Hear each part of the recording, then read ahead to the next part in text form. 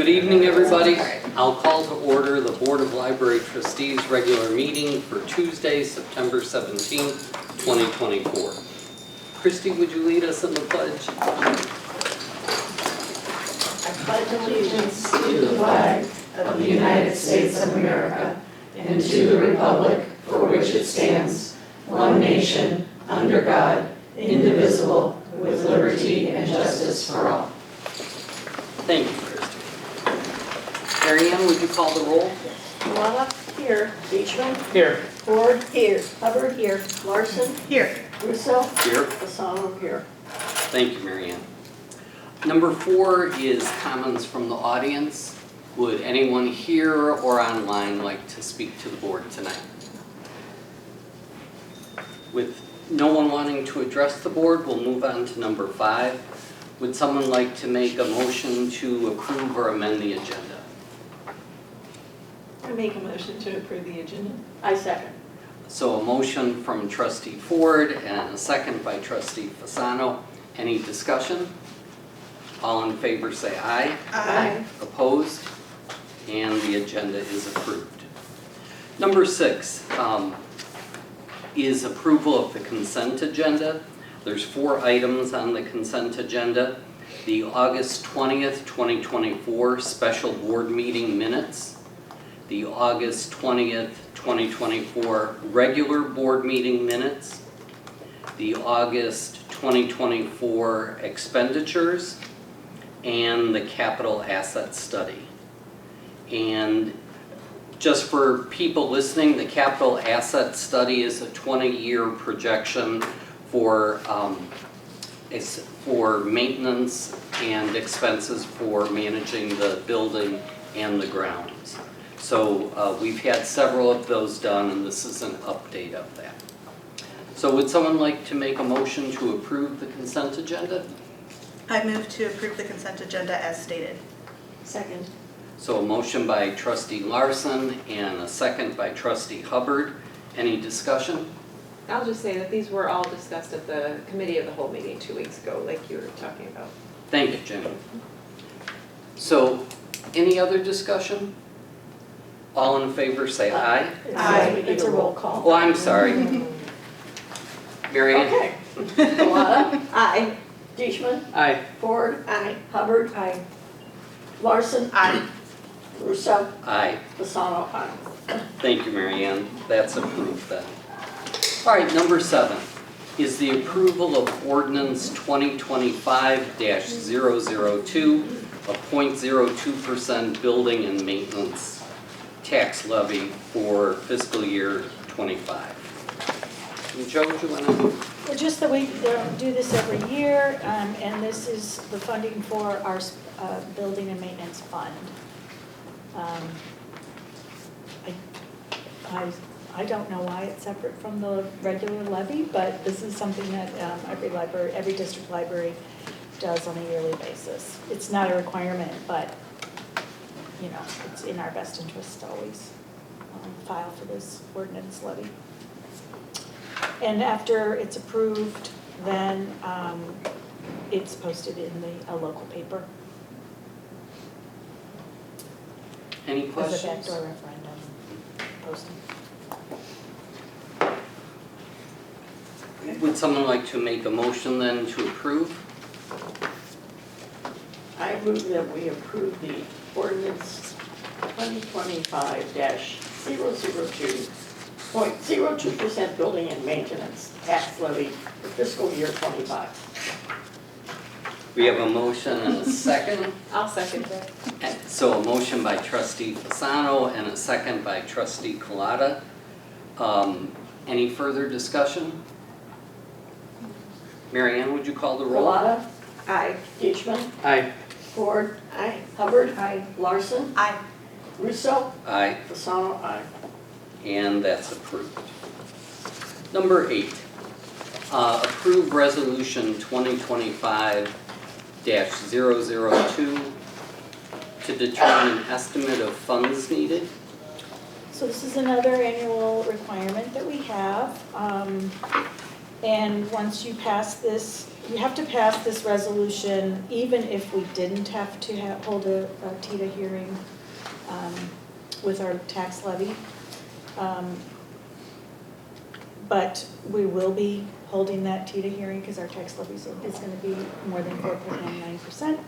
However, so this resolution has to pass not less than 20 days before the levy ordinance is passed. And the levy ordinance, our plan is to present it to the levy at the COW meeting in October.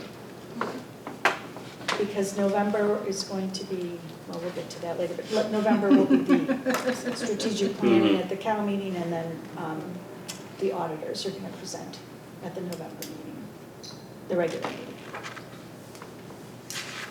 I'll make the motion to approve Resolution 2025-002 to determine estimate of funds needed. Is there a second? I'll second that motion. So a motion by trustee Russo and a second by trustee Fasano. Any discussion? Then Mary Ann, we need another roll. Yep. Milano? Aye. Peachman? Aye. Ford? Aye. Hubbard? Aye. Excuse me. Larson? Aye. Russo? Aye. Fasano? Aye. And Keeping you on that's your toes. Pardon me? Keeping you on your toes. number 9, President's Report and comments from the board. Does anyone have anything to share? The Friends of the Library, they will have an evening book sale, the Wednesday evening book sale, October 9th, and they will also have the Saturday book sale, October 12th, and I believe they're at the farmer's market this weekend. So there's All Hallows Read, and this started in 2010 to give a scary book to someone for Halloween. The Friends of the Library adopted this, and in celebration of All Hallows Read, have an alternative to give a coupon good for a free book. So you can buy the sheet, I think it's $2.50 for 10, and then you get a coupon, you can give these out at Halloween instead of candy, and it'll be good for a free book. So, also we have a super harvest moon tonight with a partial eclipse, and it'll be at peak at 9:44, so we'll be able to see it when we leave here. Hope we're not leaving here at 9:40. It starts at 7:41. Oh, okay. And I always do the Friends coupons to my kids' school because they can't hand out candy, so they can hand out the book coupons instead. And Elizabeth did bring the idea of the coupons to the Friends, and it's been an ongoing thing for a number of years, so very nice idea. Any other comments from the board?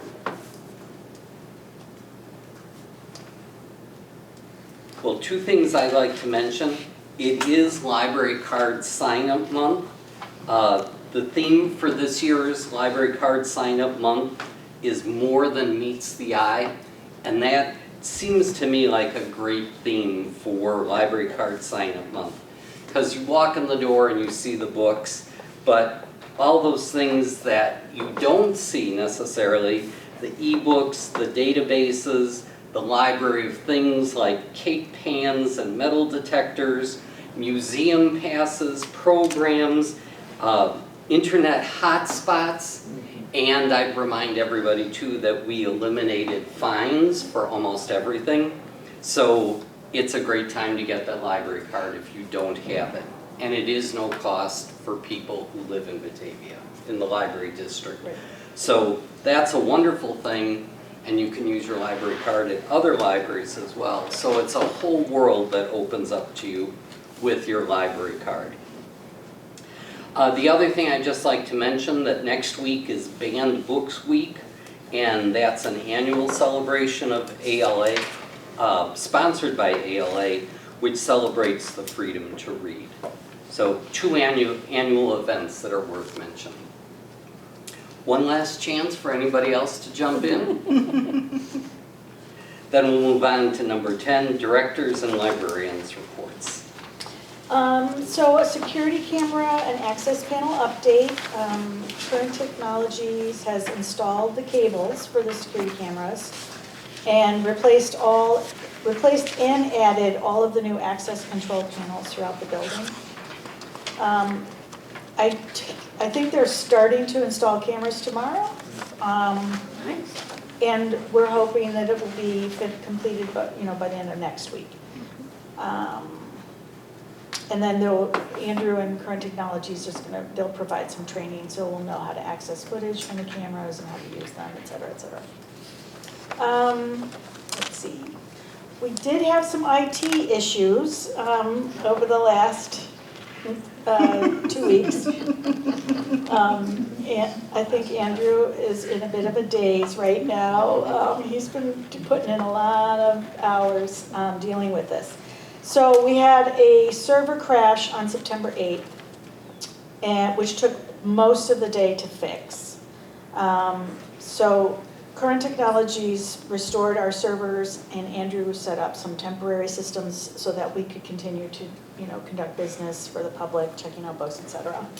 And then within about 8 hours, then the server was restored. And everything was up and ready, but for Tuesday morning at the start of business. But then, and Current Technologies thinks they figured out what the problem was. But in the meantime, it crashed once or twice more. Let's see. We're losing track. What's it matter? Yeah,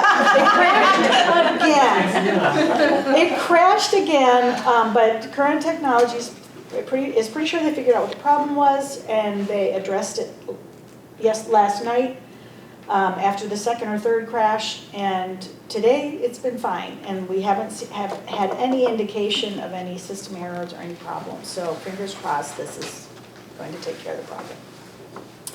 However, also on September 9th, we had a network crash, which meant that we didn't have the public Wi-Fi worked, but the Wi-Fi for the staff did not work, so we couldn't use any of our computers. We need to upgrade the Wi-Fi. That's something that's definitely been on our radar, but we might want to pursue that sooner than later. And then Andrew and Current Technologies are working on figuring out what options we have in terms of upgrading our Wi-Fi. And I want to take this opportunity to just huge thank you to Andrew for navigating all of this and keeping us up and running and never losing his cool. Never visibly losing his cool. He's just been such a tremendous asset to the staff and the library, and we're really thankful that he's here to help us, because if he hadn't been here, it would have been much worse.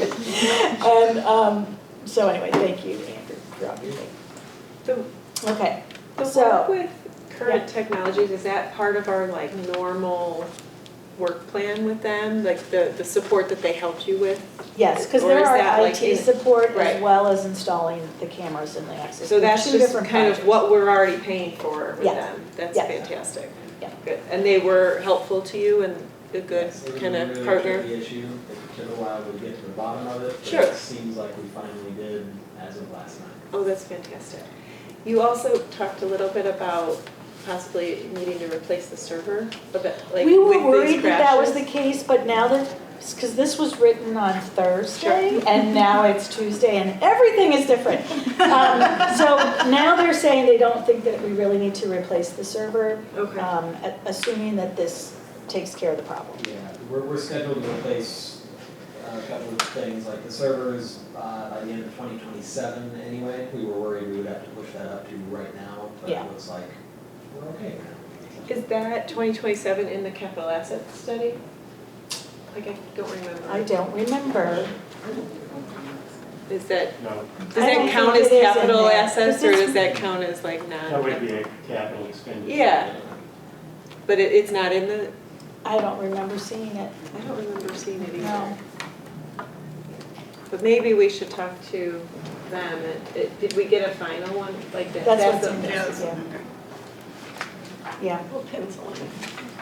I sort of want to ask what the problem was, but I'm not sure. Oh, gosh. I want to know. Okay, fine, that answers that. Could you sum it up in one sentence, Andrew? We do. The servers Miscommunication between couldn't things. communicate with the storage for the servers. There you Okay. go. Thank you. There you go. Did the new cameras, the changes for the new camera system, did that No, that totally cast- separate. totally separate, okay, Yeah. okay. Sorry, what you were saying? Don't we usually do a technology budget and a technology assessment? And we've created a budget for that in the past. Like separate from the capital asset. Yeah, and we've had a those. technology plan. And I think we did postpone doing the update on the technology plan. Because we had so many changes coming through. Mhm. Do you want me to look and see what the last time we had one? Yeah, that would be great. I think Joanne Smith was on that subcommittee. So it's been a couple of years. Okay. Pardon me? Was it before Been a COVID, couple do you years. think? A couple Yeah. years, yeah. I would say probably right before COVID. Just a PC, guess. or no, BC Yes. before COVID? Just Okay. a guess, like, because if Okay. it sounds like we were pushing it off, that We'll look for that probably then. would have been before COVID if Joanne was involved. Yeah.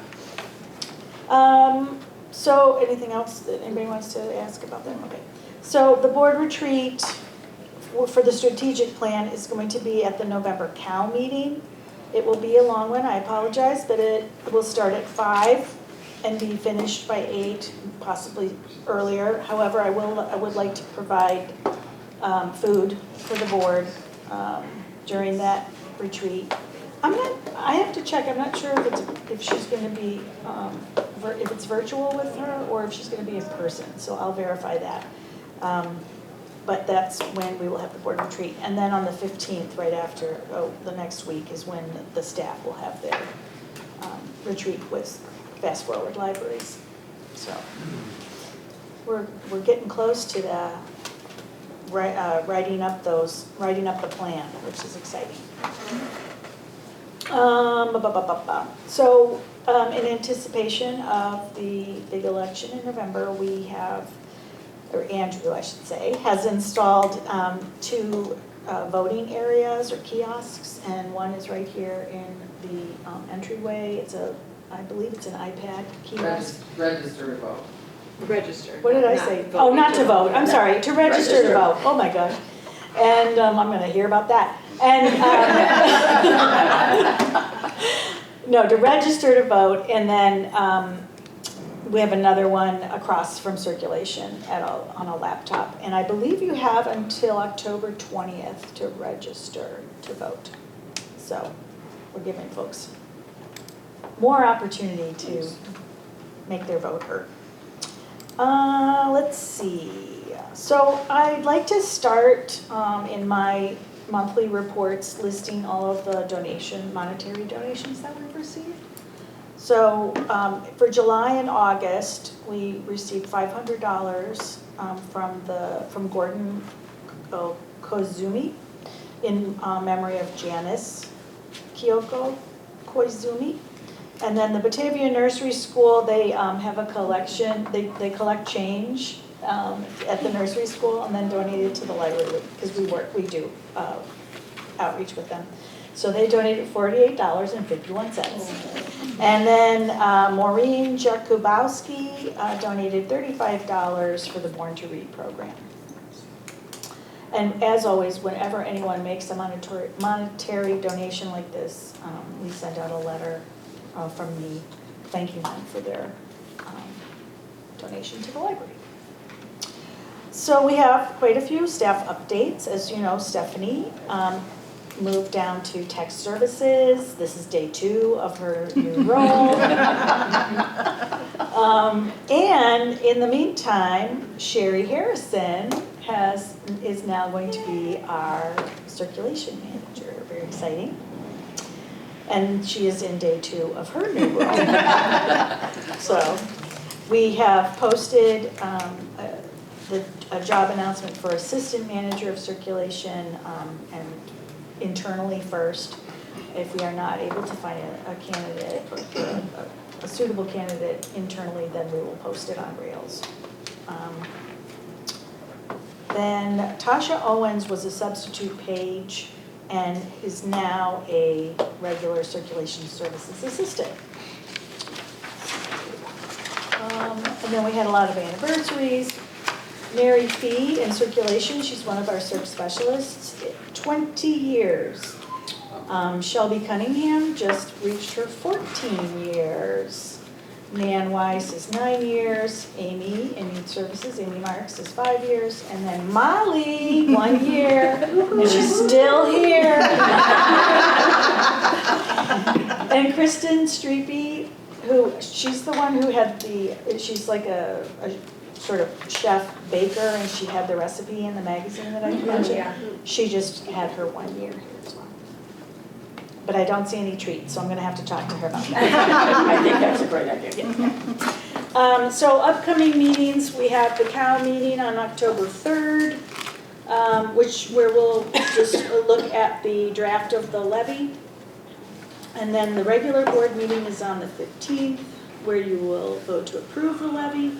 In November, we have the retreat at the COW meeting, and the presentation of the fiscal year 24 audit by the auditors will be at the November regular meeting, which I believe is the 19th of November.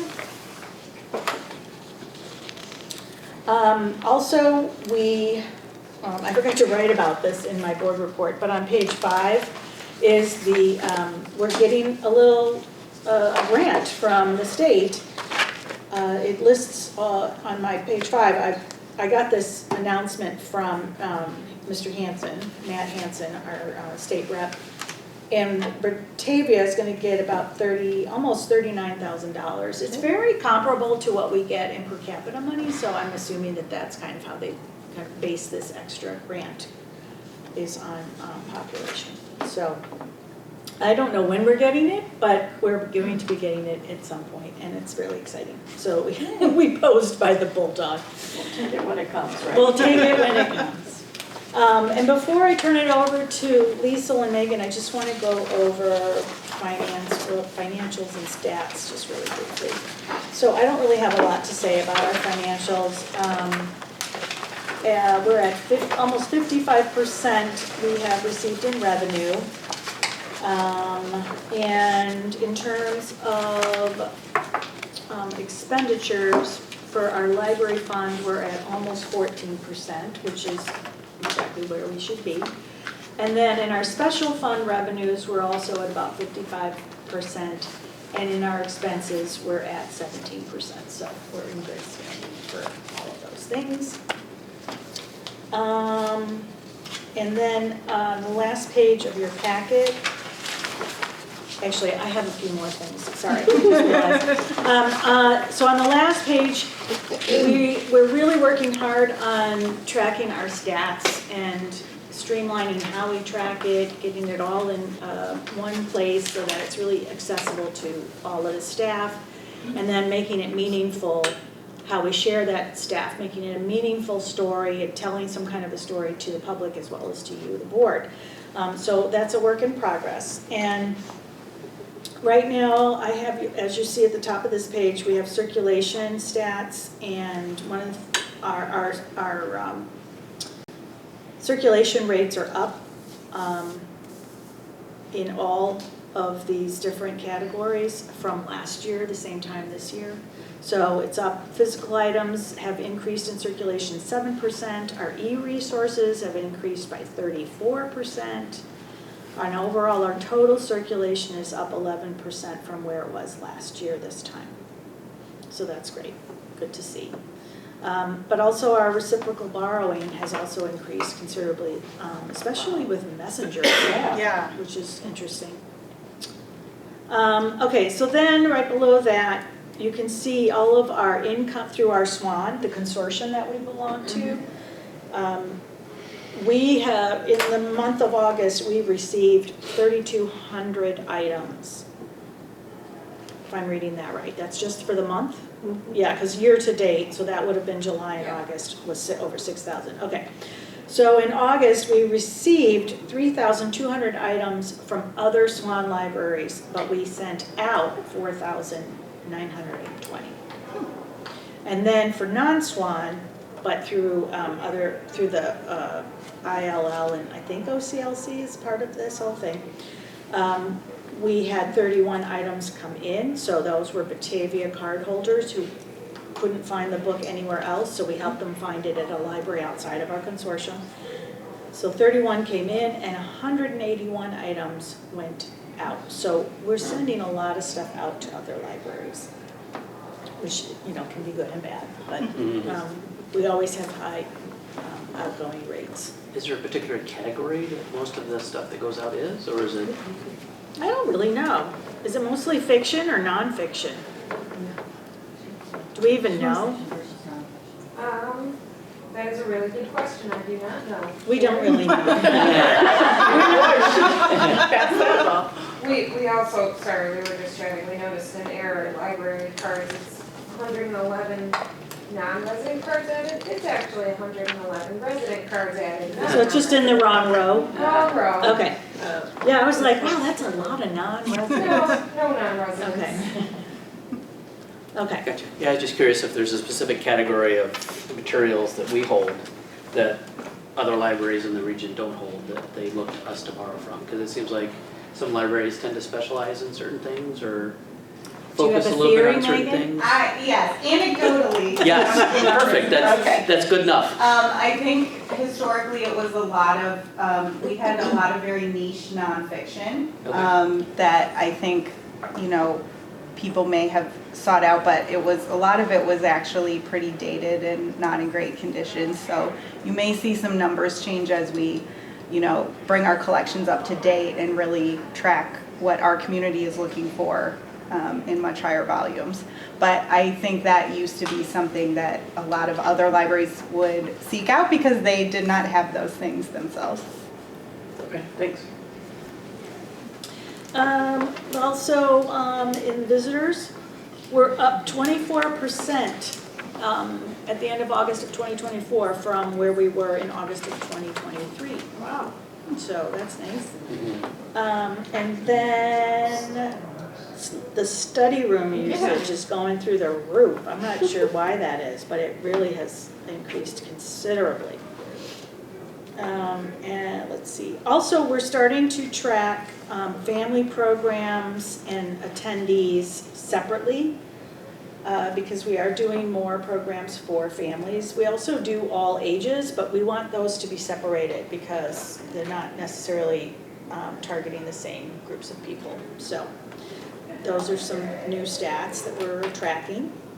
Our database sessions have also gone up considerably. We went last August, it was 4,241 sessions, and this past August, it was 9,187.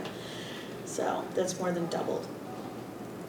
And our home delivery is another thing that for some reason it wasn't being tracked before, but we are tracking it now.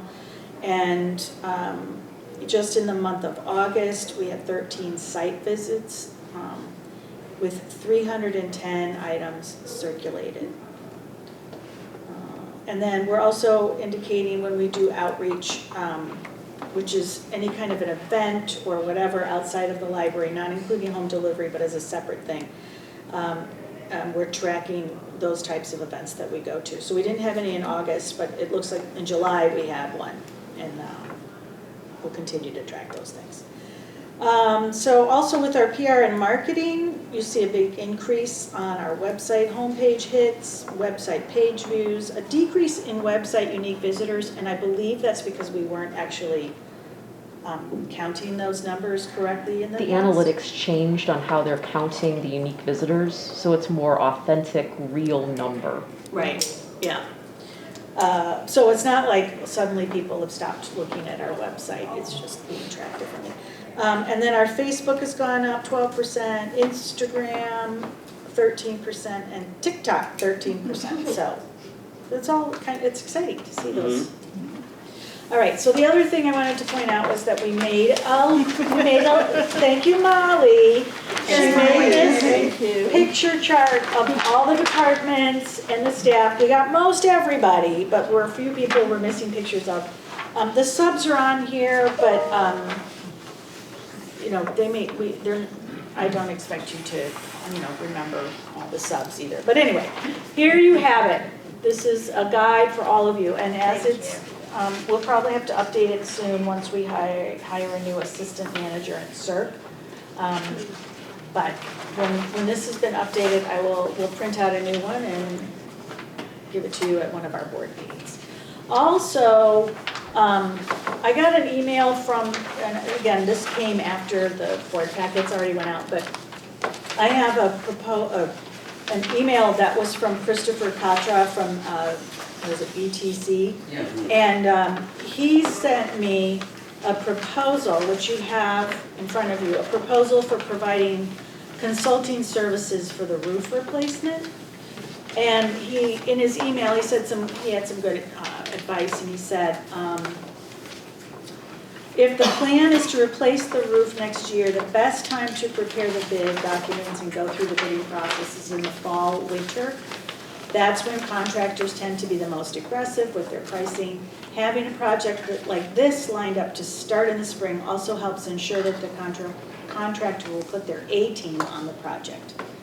And then he included, I did not print them out for you, but he included resumes for their roofing expert and himself as references, which I'm happy to share with the board if they want. But I just wanted to share this with all of you I think as that we makes sense, prepare for the. timing wise, that when they're plotting for next year, we'd rather be on the agenda Yeah. and early in. I mean, I don't, so would that mean we would, because, you know, the bidding, doing that whole bidding process takes several months, so I don't know that we'd make it this year. Yeah. We'd have to do it next year.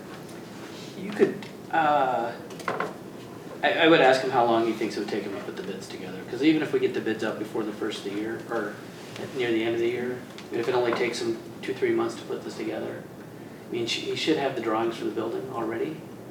So putting together scope and schedule and those kind of things. I mean, he's got, well, he's got a pre-design, which I'm gonna guess is coming out and doing a full assessment, and then the actual design itself. So we can figure out how many Didn't you hours already it do is. the assessment?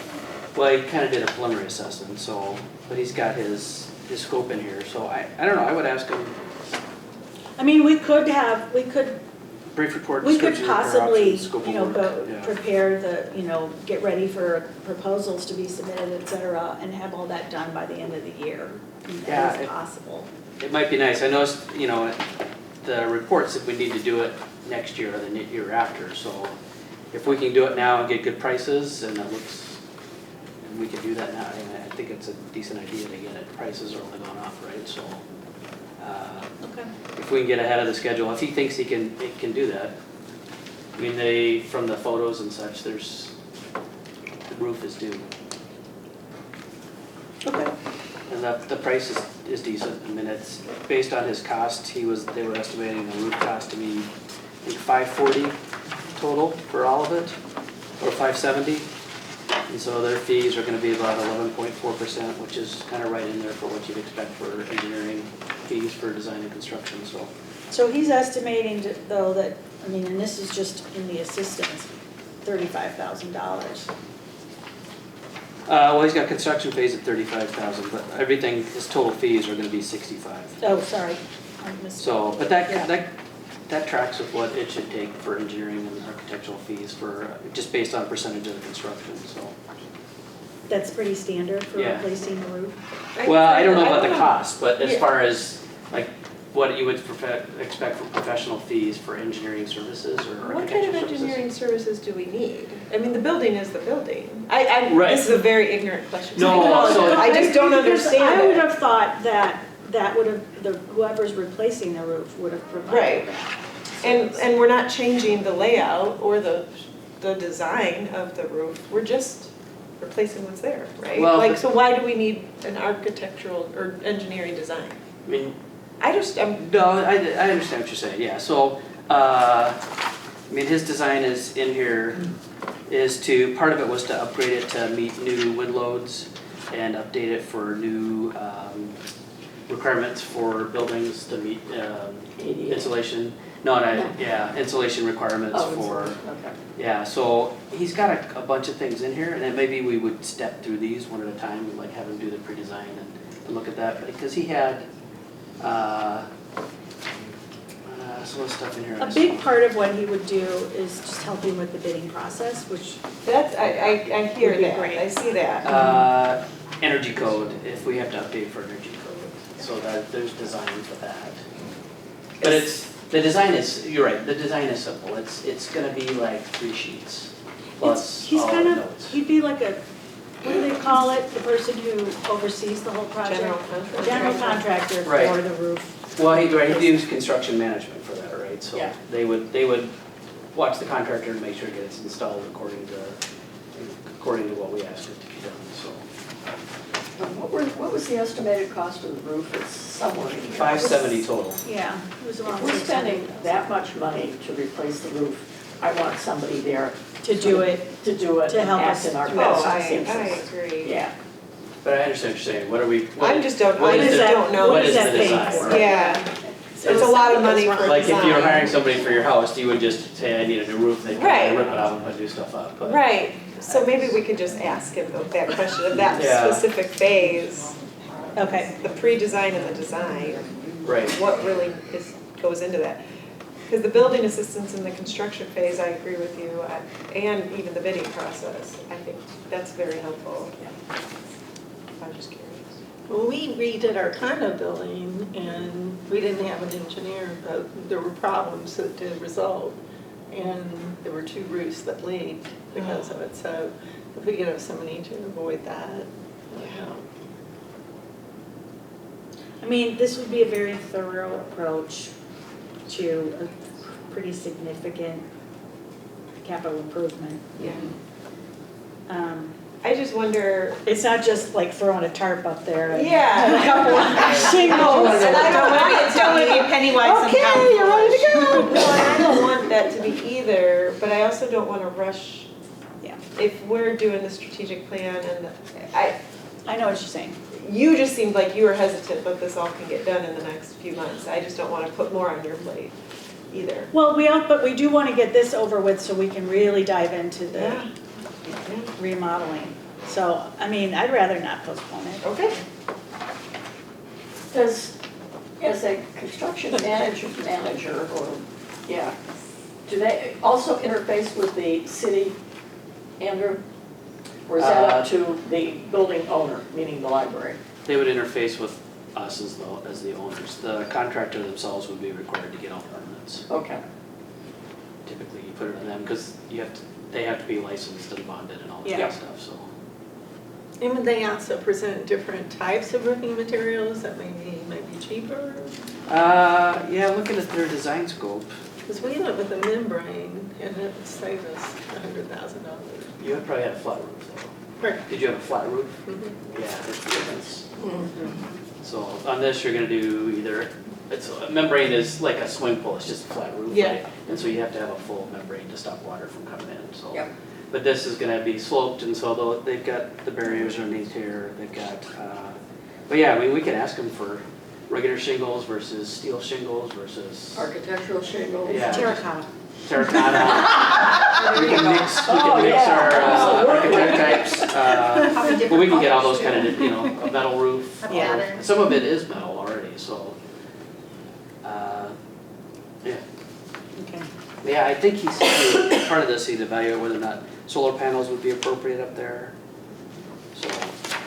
Well, I thought he poo-pooed sorry, that was really unprofessional. I thought he was not in favor of solar panels. He said there was too much maintenance. Yeah, Yeah. that Oh, they okay, break okay. down a lot and they're Yeah. not as Oh, yeah. cost effective as you Okay, would. the last one, Yeah. yeah.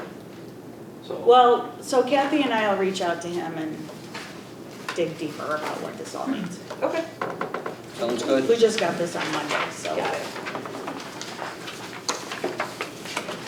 And that's all I have. Any librarians? I've always got something to say. But I'll keep it short and sweet. August is a pretty slow time for us in youth services, and it's time to kind of take stock of how things went over the summer and be thinking about fall and get organized and all that fun stuff. So that's kind of what we've been up to for the month of August, which is why my report is quite short.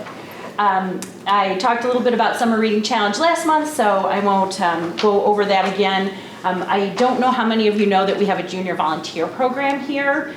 So over the summer, we get quite a few. We had 41 this year. And sometimes, help is is a little challenging, but you have to remember that they are middle schoolers, and for many of them, this is their first job, if you want to look at it like that. And so to us, it's a service, not so much to us, but to them, kind of giving them a chance to join the working world in the capacity of a volunteer and just have that experience and understand, being on time and letting us know if you can't come and asking questions if you don't know about something or can't remember. But overall, they were really a delightful bunch, and we have less volunteers during the school year because kids are busy, but we did enjoy having them over the summer. We also are doing a new partnership with the Mill Creek Cooperative Preschool. We had their first visit this past month with the toddler room. They'll be visiting with us every other month, and then this month we're going to have the preschool rooms come and visit us. So very similar to what we're doing with the Batavia Nursery School, which we've had a partnership with for some time and wanted to look and expand that. So that's been a lot of fun. And we also have a new partnership with Kitty Academy, and I'm going to be visiting them on a monthly basis as well. So I had the delight of visiting everybody from 2, 3, 4, and 5, 6s earlier this month, and it was just a lot of fun. So it's a lot of fun to get out and share what the library is doing with our kiddos and share story time with kids that might not otherwise have an opportunity to get here because their parents are working or whatnot. We do have a fall reading challenge going on in youth services. Just kicked off this past Monday. We really do focus on reading. It's just a little thing to kind of keep the momentum going that we are building now that they're back in school. Sending that message that continuing to build on those skills is important. Our theme this year is windows and mirrors. So the idea that books are mirrors, so you can see characters in the books that are similar to yourself. And then windows, seeing into another world and learning more about others who may be different from you. So great opportunity. And best of all, we were at Rutillo Middle School last month at curriculum night, which was a lot of fun. As many of you know, middle schoolers are not easily impressed. So it was a lot of fun.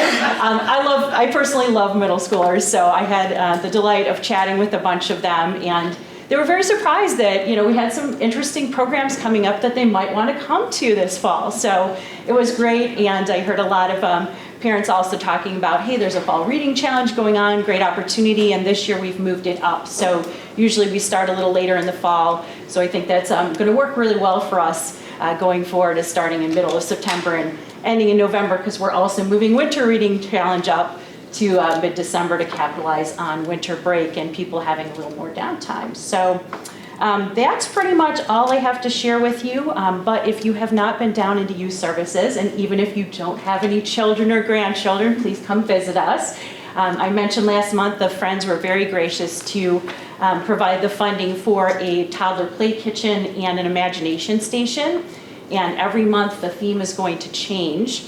And right now it is pizzeria. It is the darn cutest, I'm very biased, thing you've ever seen. So please do come down. I can't guarantee that we'll have small children playing tonight, but I have seen some grown-ups and some bigger kids playing too. And it's been a lot of fun really seeing them all work together, and learning how to share is a big part of dramatic play. So come down and check it out, and then come down next month and see what's new. And I won't tell you, so you'll have to come. Thank you so much. Any questions about what's going on in youth services?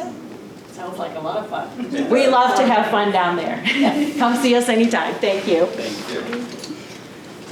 So before I dive into our August, I did want to mention, after Daniel highlighted the Banned Books Week, we do have a staff banned books display going on right now if anyone's interested.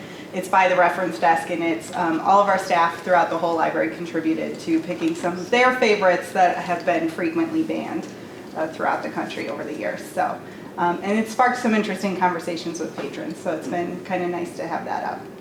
But jumping back to August, we also had a little bit of a slower program month in terms of our offerings, but our numbers were still really good. We had 285 people attend in-person programs.